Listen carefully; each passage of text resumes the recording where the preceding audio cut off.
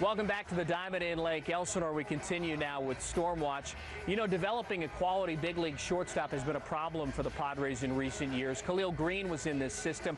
His career got off to a promising start, but social anxiety issues have certainly derailed his career in recent years. So the Padres had to dive into the Rule 5 draft. They found a real good Rule 5 shortstop in Everett Cabrera. He seems to be the shortstop of the future, but now they'd like to start developing a shortstop in their own system, and they believe that guy is here at Class A Lake Elsinore in Drew, Cumberland.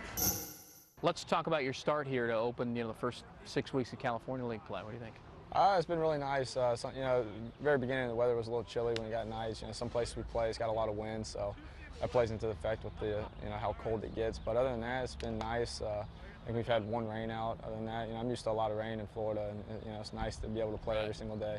So you're a high school kid from Florida who had a choice between signing with the Padres, a supplemental first-round guy, or going to LSU. How tough of a decision was that to pass up a scholarship to LSU when they were winning national championships? It was a little difficult. It took me a little while to sign, but in the end, school wasn't my biggest thing. I had to work really hard in school, and when it came down to the end, all I wanted to do was play baseball, and I was grateful to get the shot with the Padres. Yeah, but you have a brother, you were telling me, Sean, who rose all the way to AAA with the Reds and is still, as a matter of fact, playing professionally right now. What have you learned from his process?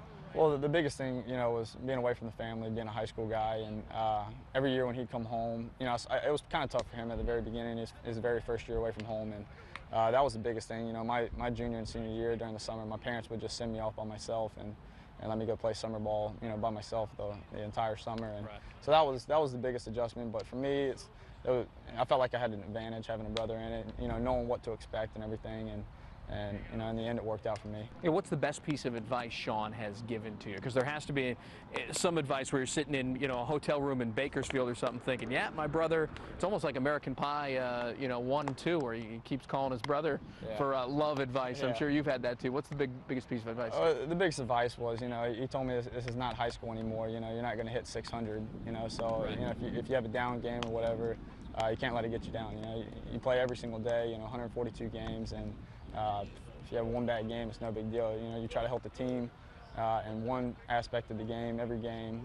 Try to help your team win. That was the biggest thing. It's a difficult game to learn, is it not? Especially at the shortstop position. Yeah, that's the big thing I'm working on is trying to be more consistent in the field with defense. Because if I'm not swinging it that day, I can help the whole team out by maybe saving a run on defense. And so, that's been the biggest thing I've been working on. And how about just running, too? As we sit here speaking with you, you're in double digits already early. We're in mid-May. You've already got double digits as far as stolen bases are concerned. Yeah, well, they want us to be really aggressive on the base paths. We got Dave Roberts this year, kind of like our base coordinator and outfield coordinator, and he just keeps telling me to be real aggressive, run, try to jump, take off on the first pitch, they try to get a high leg kick, get that first strike over, just keep taking all this. That's all he keeps telling me. Have you had a chance to talk with Dave? Because I'm not sure if you know he's ill now and has cancer. Yeah, well, I haven't talked to him since, but Dave's a great guy.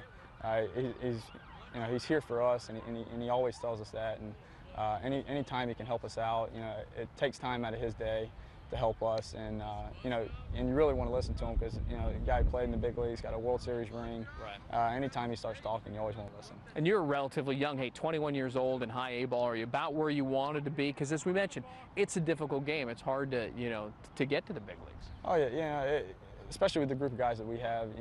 Not only do we we bond together good on the field. We have a great off-field relationship, and that's what it takes to be a good team. Not just on the field but off. And I feel like I'm happy with where I am right now. I've had some injuries in the past. It's kind of set me back a little bit, but other than that, I feel like I'm at the right place right now. And at Fort Wayne, you guys as a team won 101 games. Everybody kind of advanced on. Is it easier league to hit? I know going to you guys have been to High Desert and Inland Empire and Lancaster already, and that balls can get up there and get out.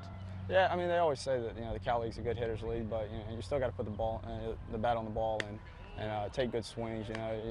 You get nothing cheap here. The higher you go up, you face better talent. Guys can run it down the outfield better, and it's all about consistency. Just trying to stay short to the ball and do all the little things right. Do you ever follow the career of Everett Cabrera? And he's hurt now. He's sitting on the disabled list. And he's relatively young, too. Do guys think about guys who are blocking them in the big leagues? Well, you know, of course, it's always in the back of their minds, but you know, it just shows us, you know, we're that close to being in the big leagues. He went from low A to the big leagues, you know, so hey, you know, it gives all of us confidence that, you know, hey, we can be there in a short time too. When we return on StormWatch, I know it's early, but he's been the Storm's MVP to date. Outfielder Daniel Robertson sits down with Sean McCall to discuss his red-hot start to the 2010 season. And Manny Ramirez makes another trip to the diamond at Lake Elsinore. Stay with us. StormWatch rolls on right after this.